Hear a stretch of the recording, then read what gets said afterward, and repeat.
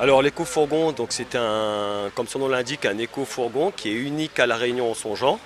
Donc c'est une grosse fierté pour l'OMS et surtout pour la mairie de Saint-Paul de vous le présenter aujourd'hui. Il sera destiné aux différentes associations sportives de Saint-Paul sur demande. Il a toutes les caractéristiques pour être déployé sur une manifestation sportive, dans le sens où ça va être un PC, on peut même dire un PC à lui tout seul, quoi. C'est un travail de à peu près d'un petit peu plus d'un an, parce qu'il a fallu donc faire l'achat, l'acquisition du fourgon, l'aménager, etc., etc. Donc c'est quand même un travail de longue haleine. C'est par rapport aux personnes qui vont devoir faire la demande à l'OMS pour avoir l'utilisation de cet éco-fourgon, parce qu'on ne doute pas d'un seul moment du succès de cet éco-fourgon. C'est un dispositif qui a été conçu et pensé depuis 2010, dont la réalisation a pris un petit peu de temps, eu égard justement au coût, au budget à mobiliser pour la réalisation de cet outil. Donc c'est vrai qu'on est sur un coût estimé aux alentours de 35 000 € d'équipement et de matériel embarqué, d'aménagement et d'habillage du fourgon. Il y a effectivement le coût du fourgon qui est une mise à disposition de la ville de Saint-Paul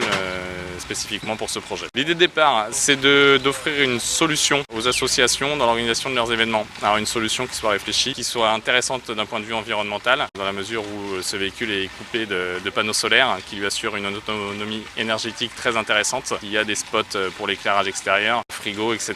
pour mettre en place des événementiels sportifs éco-responsables. L'autre idée aussi qui a fait germer ce projet, c'est la volonté de mutualiser les moyens entre les associations.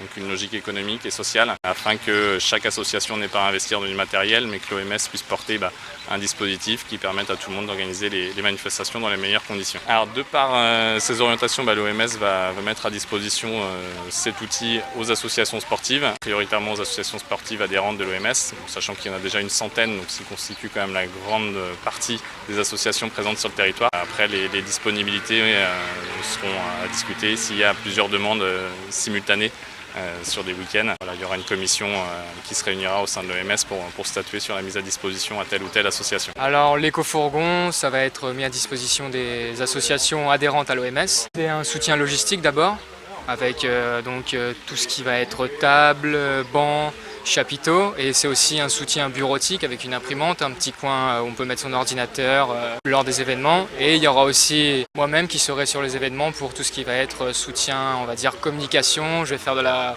photo dans un premier temps, puis après de la vidéo, et si le temps le permet, traiter les photos et les vidéos par la suite pour intégration sur Internet. Donc je suis responsable associatif et je suis organisateur d'événements sportifs et à but développement du sport populaire sur les plages, beach rugby notamment pour les adultes, et également donc un raid d'aventure multi-activités de pleine nature qui va se dérouler sur le territoire de la côte ouest du 12 au 16 mai. C'est un vrai bonus pour l'organisation. On se bat depuis des années sur différentes manifestations. On demande à la ville de Saint-Paul d'être notre soutien pour de la logistique, pour une partie de la logistique. Ce fourgon-là va amener une vraie dynamique sur ce point-là, puisqu'il va y avoir à n'importe quel point de pleine nature possibilité d'avoir une énergie qui permet de brancher un ordinateur pour faire un classement, de brancher une sono pour animer la manifestation. De la lumière, si des fois on tombe, la lumière venait à manquer, on a l'éclairage. Donc une autonomie de 15 heures. Donc on a vraiment, nous qui avons une manifestation sur plusieurs jours, sur tout le territoire de la côte ouest, au bout d'un chemin, au bout de n'importe quel site naturel, on peut être vraiment autonome et dynamique dans le sens de la manifestation.